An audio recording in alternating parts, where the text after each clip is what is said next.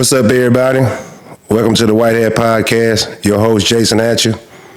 Happy to be here today. Happy to talk about this subject because me being the person I am, being on the platform, being who God chose me to be, it's overdue for me to talk about it, and my podcast just started. I see a lot of people suffering from this.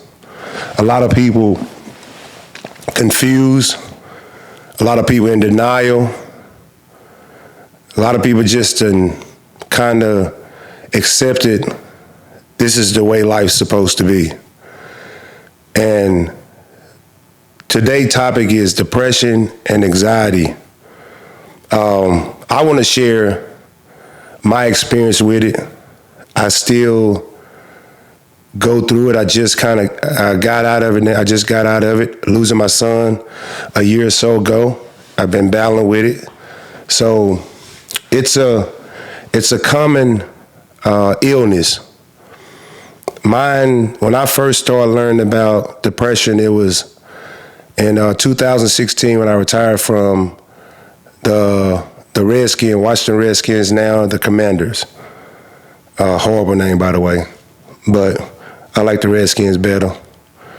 But anyway, so I started feeling off about, like 6 games left into the season. I just wasn't feeling myself. I knew that I was coming to an end, and I can kind of hear a voice saying, you're going to have to go deal with yourself. I heard that voice probably every day of my life. And I didn't know. I grew up in an environment where we never heard about depression. We never heard about, I never saw nobody say I was going to therapy. I saw people drinking and smoking and doing crack and all type of stuff. That's what I seen to kind of, cover it up, I guess. So I didn't know what I was going through. And I remember retiring, trying to make a decision. I'm going to stay there and coach or move back. So I ended up moving back and getting back to Dallas, settling in. Me and my wife had started a business. And I would wake up every day like, I would feel like I'm in like I would wake up like spaced out. And it would take me like 5 minutes to like come back. And then the whole day I felt like I was in a dark cloud. Now, mind you, I don't know what's going on. And I remember just going through the motions, like just feeling off, like not knowing what the heck I was actually experiencing. And this was like, mind you, some people say, some people say it's the game leave you. When you leave the game, you go through depression. Mine was like right then and there. It happened like ASAP.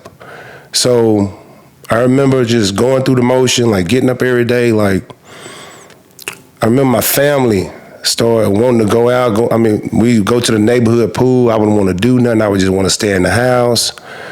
And it was one particular time where what made me realize something was wrong with me, because I was in denial. I was being rude. I was angry. I was snapping on everybody. I was jealous. I painted pictures in my head like of people I didn't trust. It was crazy. Like I was not a very good person. And my wife can account to that, and my kids. I would get mad about everything. I would just snap out and yell and scream over nothing. I wasn't sleeping at night. Another crazy thing, I don't give a damn, because I'm gonna tell you the truth. I remember I wasn't sleeping so much, and I remember hearing like the music like playing, like just right out in front of me, like loud. And I remember calling my wife in there, like, "Do you hear that?" And I'm pretty sure at the time she was like, "This dude losing his damn mind." Yeah, it happened. I wasn't getting sleep. I wasn't eating. I lost like 30 pounds like fast. Like I was just in a bad place. And what made me, mind you, I was like, I'm blaming everybody. I'm like, look what I'm doing for everybody. Nobody care about me, Look at this, look at that, Everybody doing me wrong. Now I retired, everybody left me. I went through all that. Thinking my wife, thinking I'm less than, felt like my wife was better than me. Like this is the God honest truth. This is a tricky illness. Now that I know, but at the time, it made me a monster. It made me insecure. It made me a child. It made me act like a child. I pointed fingers at everybody. And one thing I could say about my wife, she never once threatened to leave me. Never once.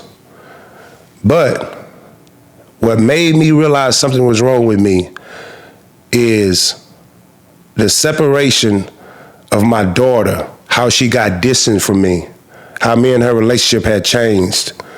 She was basically scared of me because she seen me just yelling like, I'm there. Everybody see Hatch, man. Oh, he's a cool dude, but you don't know like where I came from. You see the work. You see the work already done when you meet me. But I'm telling you where I came from. I wasn't a good person. I was damaged. And I was destroying people around me with my hurt. I was hurting people that didn't even deserve it because I was in denial about what kind of effed up person I was. I was a bad person. And when I started, my daughter saved my life. When I realized like my daughter looked at me like a monster. She was a little girl at the time. It's my oldest daughter. And it was one particular time I saw her face and how scared she was. And I said, man, like something say, you are losing your daughter. Like what kind of man are you to sit here and blame other people and not be accountable? And you sitting there scaring, I guess she was probably 9 at the time, something like that, your daughter. And that day I woke up, I remember it was like a Thursday. I called Dr. Jackie Stevenson. She was the psychiatrist, whatever, for the Cowboys at the time. She wasn't working at the Cowboys then, I don't think. Yes, she was. She was still working there. I gave her a phone call. I was like, Dr. Jackie, I feel like something wrong with me. I don't know what it is. Like she said, how you feel? She said, I told her, she said, meet me here. I say, I feel less than. I feel like I'm not deserving. My wife is better than me. I feel like everybody's better than me. I'm insecure. I don't want to go nowhere. I just feel like I'm waking up hearing music in my head. I feel like I'm losing my mind. It was wild. It was a wild experience. Going through it and before I understood this particular illness, it was wild. I said, I gotta have CTE, something bad happening. And I'm not out the woodwork now. Shit, I played, 30 years of football. I gotta have something going on with me. I'm not all wrapped tight, I know that. But it was tough going through it and not being familiar with it. So I talked to Dr. Jack. She was like, take this lady number down, call her. It was the doctor, the one who kind of like diagnose you and prescribe you and say, this is what you need to do. Send me to this therapy. So I met her. It was a Friday when I called her. I called her that Friday morning. Of course, it was closed. She said, when you want to come in? I came in Monday. And she went to telling me about, I told her how I felt, boom, she said, you need to go to therapy here. And what really got me what really made me feel like I was crazy is when she started talking about the medicine. She was like, you are like I don't know the professional word for it, but you like deep, the deepest depression you could possibly go through. Like you are in this, like you are deep in it. And she recommended the pills, and I was like, what? Like I felt as a man, as a alpha male, as a football player, I was like, man, like I gotta depend on this medicine for the rest of my life. That's what I'm thinking. I'm like, dang, this is wild. Like I'm losing my mind. I'm getting medication for my mental. Like I felt like, I was like, it's over for me. Like I really felt like I was never gonna come back from this particular illness. That's how bad and deep I was in it. And so just through the whole process, I kept thinking about my daughter. I was like, I can't give up. I can't give up. I can't give up. And I rejected the pills first, went to my therapist, started talking about things, got deep in it, circled back to the doctor. Things wasn't getting better. I was still in the shell. I wasn't really talking about anything. I was looking at everything negative. Everything was everybody's fault. It was my wife's fault. This is why, people don't love me. All that. I was making 100 excuses. So I circled back and I asked her, before that, I wanted to know about, when I'm going through something, I like to learn about it.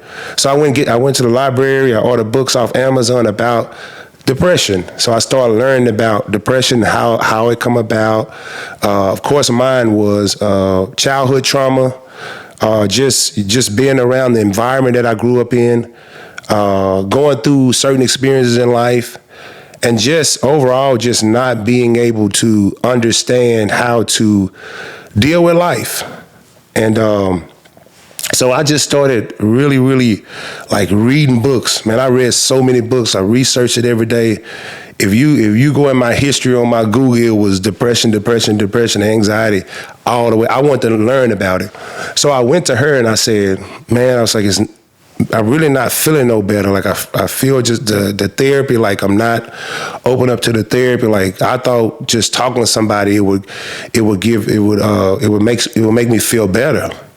And I think I went like a month or two, and I went back to her. I was like, you know what? I say, tell me about what is this medicine like? I told her just like that, I just feel less than. I feel like I'm losing my mind. I feel like I'm crazy, like I'm taking, I feel like, do I need to be in like a mental institution? Do I have a CTE? Do I need to get a brain scan? I'm asking all type of questions.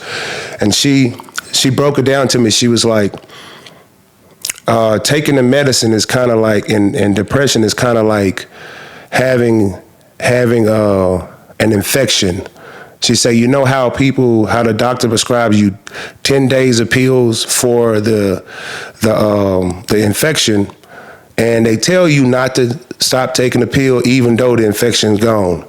She was like, that's the base of, when I prescribe you the medicine, that's the base of the things. If I put you on it for a year, you have to finish the year prescription, no matter if you start feeling better. And I say, okay, so what does the pill do? Like, what caused depression? What is it? Why do I feel like this? What's making me act like this? Why can't I be happy? And she explained about, this is what really made me understand. She's like, mental illness, like how you get sick, how you get the flu, how you get an infection. She was like, your mental gets sick too. And she started explaining to me about the different chemicals in your body, in your brain, dopamine, serotonin, all that. She was like, you're not sleeping because this chemical off. You're not happy because this chemical off. And I started understanding. I was like, wow, so I'm not crazy. The chemicals just off of my brain. So when she described it to me like that, I felt better. And of course, I got my black ass on that medicine. And man, let me tell you, I'm an advocate of it. I mean, if you struggling deep like I was, or you just can't find balance in your life, I would truly recommend just getting the script of it. It's and I remember getting on it. She was like, in a couple weeks you'll feel better. That was a lie. I didn't really feel better a couple of weeks. But I do remember it was probably like 3 months into it. This is giving me chills talking about it. I remember this how crazy and deep I remember going outside one day and hearing a bird chirp and feeling the wind on my skin for the first time. That's just how dark of a place I was in. I was just existing. I wasn't even here. I was just waking up every day, existing in the darkest place you can possibly be in. And I remember that when that happened. And shout out to, I want to say this too. God always send you people to help you. My cousin out in Vegas, shout out Edna. She would come down. She went through depression. She would come down and I would talk about the same thing over and over. And she really stuck with me. She guided me through it. She was like, man, one day you're gonna like all of a sudden just come and you're just gonna be like, boom. And I'll be damned, it happened just like that. That was my boom moment when I felt like I heard a bird and I heard, I felt the wind on my skin. And it was just unbelievable. From that day forward, I was able to like reprogram my thinking from such a negative part to back to a really, really positive part. And I'm going to therapy. I'm starting to learn about things. Going to therapy, I went to therapy like a year or two, man. And I remember like late in therapy, and she was like, you need to learn to love yourself. And that changed. I was like, wow. She was like, everything that you're doing it to yourself. Everybody that you blaming, they are happy. You are your biggest enemy because everything that you doing, you allowing yourself to let it happen, no matter if somebody did it to you or not. She said, you need to learn to love yourself and take control of your own life and not let other people, other things dictate the way you feel. Take control of your own emotions. This was later in there. I was like, why couldn't you tell me that early? She said, if I would have told you that 3 or 4 months in, you would have left and got mad, because you have to give yourself time to understand or get your chemicals in your brain balanced so you can understand what people trying to tell you. And that's my story, man. And it's more detailed to it, but I want to share that because I see so many people like suffering from this. But I can tell you this, man, it's going to be a lot of work, but you deserve it. Once you say, man, I want better for me, God, the universe, it's going to respond. But you have to get up and do the work. I see people, lose their marriage. I see people lose their friendship. Just not really good people, man. And it's not you. Like, the thing of it is, you're not a bad person. Your mental is just sick. Your mental sitting there I'm sick. Like, I need some medicine. I need some attention too, but you're going out there acting like an ass over and over and over again. You done lost, like I said, you done lost your marriage, you lost your job. You're sitting there not even tending to your mental. And I just hope, like, I'm an advocate of it because I've been through it and I know what it looked like. It's people around me going through it right now. And I thank God for Edna, and I thank God for taking me through it so I can explain to people, like, it's not the end of the road. Like, it's a illness that's gonna tell you, you're gonna be like this forever. I'm telling you, you laughing right now, you smiling right now, and don't even feel that. You don't even feel no laughter or no enjoyment in your body. You laughing just to fit in, just to cover up something not wrong with you. Like, you deserve better. You don't deserve to just exist. You deserve to really feel and really be happy and really look forward to life, instead of existing. And I know I'm talking to a lot of people out there because I see it. Everybody in this world gonna go through depression. You can hide it all you want to. You can go get 100 jobs. You can go get a bigger platform. You can put more on your plate. You can do it all, but you deserve to feel everything. I know people got the world, and don't even appreciate it. Don't even feel worthy of it. Don't feel nothing. They got a wife and kids and don't even see how blessed they are because this particular illness. And it's worth it, man. It's worth it if you feel, and it's hard. It's hard, man. It took me a long time. Think about it, 2 years of my life, waking up every day, going to therapy by myself. Half the time, because it messed with your memory, I had to put my navigation system on every time I went to therapy. I'm telling the honest God truth. And I'm tired of people hiding it because you need to get better for your family. Alcohol ain't gonna do it. Drugs ain't gonna do it. Having 3 or 4 women on your wife not gonna do it. You can't substitute it. You can't add stuff to hide it. It's still gonna be there. And you deserve more. You deserve better. You have to make a decision to say, I deserve better. And that's when your world gonna change. I deserve better. And I pray that something come and trigger you and get your ass out of denial like my daughter did. I pray your wife leave you so you can get out of denial. I pray that God take that thing out of your life that you covering up. I hope that leave you so you can see that there's something wrong with you, that you're the problem. I pray it's you versus you. I say this. When I look at my life, the way I came from 2016, and mind you, I was depressed way before then. I do not put it on football. I was depressed way before then. I had a lot of trauma in my life, from childhood, adolescence, all the way up.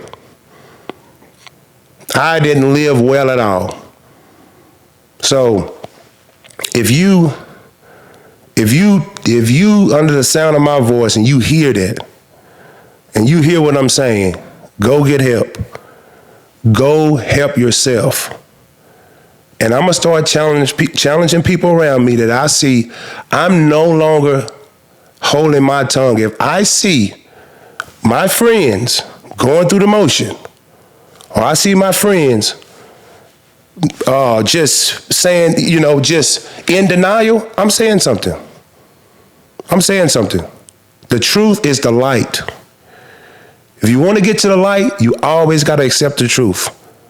And you got to go through the truth. The truth of the matter is, I need help.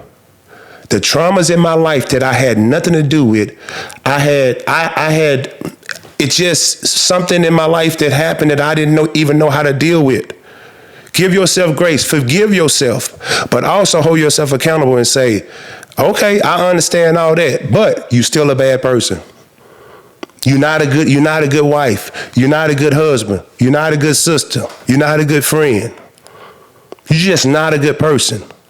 But I'm not a good person because I'm mentally ill. It's not just because I was raised like this. It's because the traumas in my life got me to this point. Now it's me versus me.